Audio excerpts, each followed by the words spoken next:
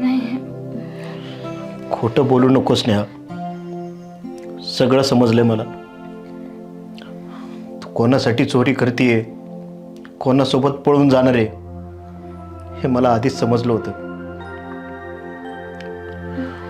स्नेहा, हा काही एखादं काम करण्याआधी थोडाफार विचार तरी करायचा. आपण काय करतोय, कोणासोबत खोटं वागतोय. ज्यांनी जन्म दिला त्या बापासोबत खोटं वागायला लागली तू. आणि कोणासाठी? ते काल एक दिवसच्या ओळख असलेल्या पोरासाठी. त्या चांगला पोरगे बाबा, खरंच चांगला पोरगा आहे. किती वेडी आहेस ना तू. अगं, एखादा चांगला पोरगा तुला चोरी करण्याचा सल्ला देईन का कधी? बाबा, परिस्थिती तशी आहे ना, म्हणून. त्याच्याकडे सध्या नाही येतो जास्त पैसे, म्हणून घेतले मी.